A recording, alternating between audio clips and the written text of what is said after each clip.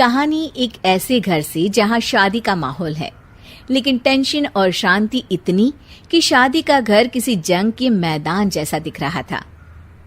अरे जैसा मर्जी डेकोरेशन कर दो, पैसों की चिंता मत करो। इतना पैसा जब लड़के वालों को दे दिया तो फूल वालों को देने में मुझे क्या दिक्कत है? अरे धीरे बोलो ना, साफ लग रहा है कि फ्रस्ट्रेटेड हो। अरे तुम तो चुप ही रहो।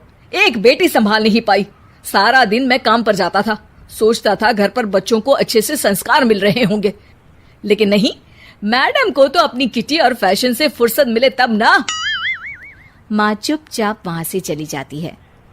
समझ में नहीं आता कि आखिर शर्मा खानदान में हो क्या रहा है। कल तक चिड़िया सी फुदकने वाली शीना की शादी यूं अचानक एक मोटे काले लड़के से क्यों हो रही है? शीना कमरे में हाथ में गुड़िया लिए बोलती है, मेरे साथ जो हो रहा है ठीक हो रहा है। तुम तो सब जानती हो, साहिल मेरे लिए भगवान है। अब जब वो ही नहीं मिला तो फिर कोई भी हो, जिंदगी ही तो जीनी है, जी लेंगे। बाहर शीना की बुआ किसी से बात करती है। अरे मोटा नहीं, उसे तो खाते पीते घर का कहते हैं। अब ओबेरॉय का नाम भी किसी को बताने वाली बात है। उनका इकलौता लड़का तो करोड़ों की सामी तो है ही। अरे हमारी शीना बिटिया तो रानी बनेगी, रानी। इन सब के बीच कहीं कोने पर शीना हाथ में मेहंदी सजाए बैठी थी और आंखों में आंसू सजाए। और वो समय भी आ जाता है जब शीना मंडप के नीचे हाथ में वरमाला लिए खड़ी होती है, लेकिन तभी अफरा तफरी मच जाती है। कोई कहता है, अरे लड़के की माँ को हार्ट अटैक आ गया। अरे अच्छी खासी थी, कैसे हो गया? अरे कहते हैं ना, किसी किसी लड़की के पैर अच्छे नहीं होते, हो सकता है कि मनहूस है ये लड़की। शीना पास खड़ी सब सुन रही थी। फिर शीना अपने कमरे में आ जाती है। शादी ये कहकर नहीं होती कि लड़की मनहूस है। अब लगातार शीना के लिए लड़के देखने आते, लेकिन आस पड़ोस या किसी के कहने पर शादी हर बार टूट जाती। लेकिन एक दिन, अंकल, मैं काफी दिनों से आपसे मिलने की कोशिश कर रहा था, लेकिन हिम्मत नहीं हो पा रही थी। अरे बेटा, हिम्मत तो हमारी टूटी पड़ी है। वैसे कौन हो तुम? अब मेरा नाम साहिल है अंकल।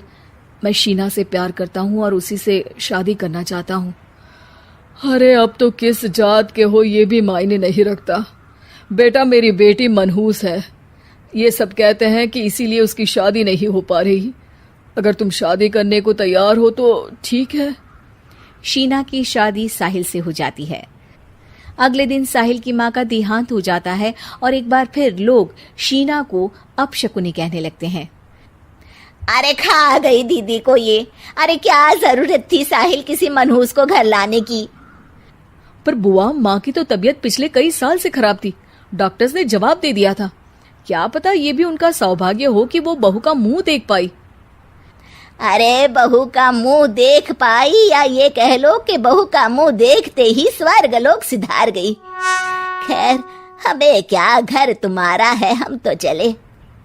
अब शीना को खुद पर ही शक होने लगता है कि कहीं सच में वो अपशकुनी तो नहीं। साहिल, हम दोनों की शादी नहीं हुई होती तो अच्छा था। देखो ना, कैसे पहले मेरी शादी टूटती थी और अब तुम्हारी माँ भी। अरे ऐसा कुछ नहीं होता शीना, अपशकुनी वगैरह कुछ नहीं होता। ये सब तो ईश्वर के खेल हैं। वो शादी तुम्हारी इसलिए टूट गई क्योंकि तुमको मेरी पत्नी बनाना था, और माँ का जाना तो तय था। वो काफी बुजुर्ग थी, साथ ही एक ऐसी बीमारी से जूझ रही थी जिसमें डॉक्टर्स भी उन्हें नहीं बचा पाते। शीना साहिल की बात सुनकर तसल्ली कर लेती है और वहां से चली जाती है। अगले दिन, शीना, अरे ओ शीना। क्या हुआ? उफ, कहीं फिर मेरी वजह से कोई नुकसान? अरे नहीं नहीं शीना, तुम जानती हो, जिस प्रॉपर्टी के केस को हम बरसों से लड़ रहे थे उस पर फैसला आ गया, वो भी हमारे हक में।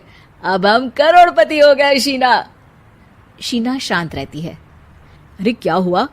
करोड़ पत्नी बनकर तुमको खुशी नहीं हुई? शीना की आंखों में पानी आ जाता है। चलिए जी, कुछ तो अच्छा हुआ मेरी जिंदगी में आकर आपके साथ। साहिल शीना को गले लगाकर कहता है, मेरी नई नौकरी भी तुम्हारे ही आने से लगी। ये प्रॉपर्टी का केस जीता। सब कुछ तो तुम्हारे आने के बाद ही हुआ, फिर तुम मनहूस कैसे? ये सुनकर शीना खुश हो जाती है।